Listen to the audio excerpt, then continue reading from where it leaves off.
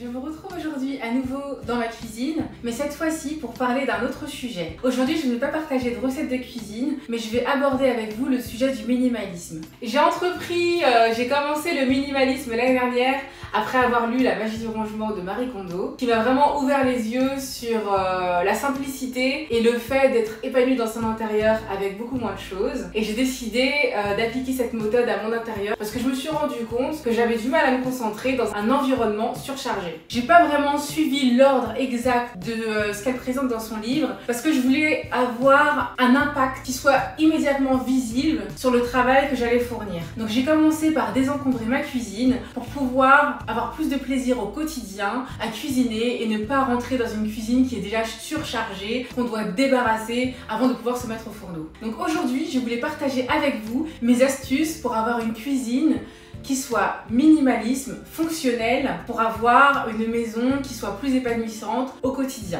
Donc du coup, pour commencer par ma cuisine, j'ai commencé par vraiment vider tous mes placards et faire le tri. Lorsqu'on fait le tri des placards, on se rend compte qu'on a beaucoup d'aliments périmés malheureusement, les produits secs périment, et des fois on rachète un petit peu les mêmes choses et on se rend pas compte qu'on a des dates de péremption qui sont dépassées.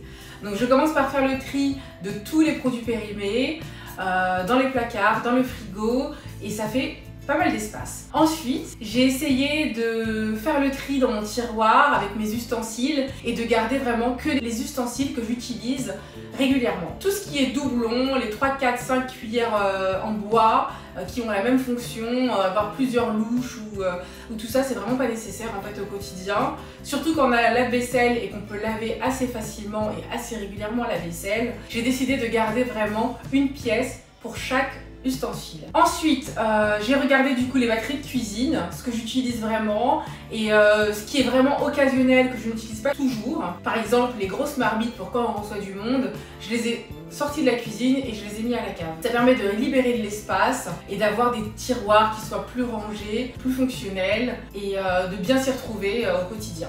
Ensuite, une chose que j'aime beaucoup faire pour pouvoir avoir un plan de travail qui soit plutôt épuré au quotidien et qui ne soit pas surchargé, c'est lorsque je n'utilise pas certains appareils, au fur et à mesure de les ranger dans les placards. Plutôt que d'avoir un robot cuisinier sur le comptoir, d'avoir une cafetière, une bouilloire, je laisse vraiment ce que j'utilise le plus souvent au quotidien.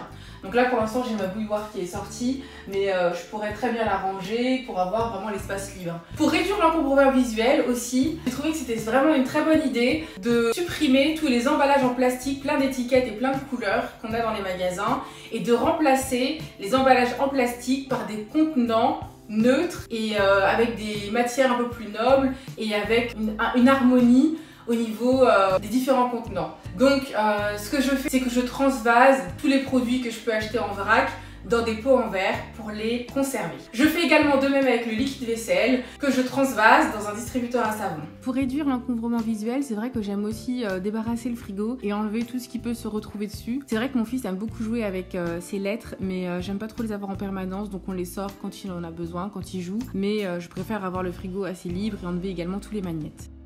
Et c'est vrai qu'une fois qu'on a trié un petit peu tout ce qu'on a dans la cuisine, on sait pas trop quoi faire de toutes ces choses qui sont encore fonctionnelles et utilisables. Pour cela, j'aime bien questionner mon entourage et savoir s'il y a certaines choses qui peuvent leur plaire, qui peuvent leur servir.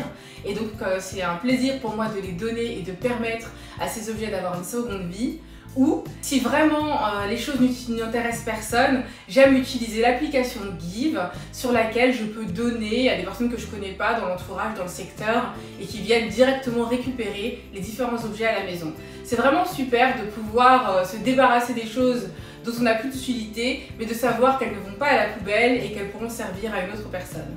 Et voilà, ce sont mes petites astuces que j'essaye d'utiliser au quotidien pour pouvoir garder une cuisine propre, rangée, minimalisme et agréable à vivre. J'essaye de nettoyer par exemple mon plan de travail après avoir cuisiné, de vider mon lave-vaisselle régulièrement et de nettoyer mon évier pour pouvoir avoir un espace qui soit propre et accueillant le matin au réveil.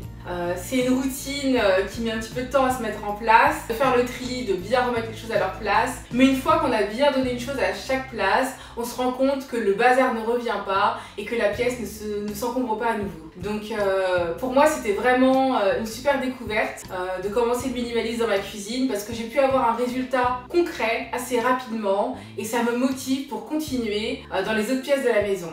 Donc si ce sujet vous intéresse, n'hésitez pas à commenter, à vous abonner et à liker la vidéo. Je partagerai avec vous au fur et à mesure de ma progression les différentes pièces de ma maison quand je vais les réorganiser et quand je vais changer, trier, désencombrer pour avoir un intérieur qui soit un petit peu plus respirant. Parce que c'est vrai qu'on ne se rend pas forcément compte, mais au fil des années, on accumule énormément de choses. Voilà, donc je vous dis à bientôt dans une prochaine vidéo focus minimalisme. Et en attendant, prenez soin de vous.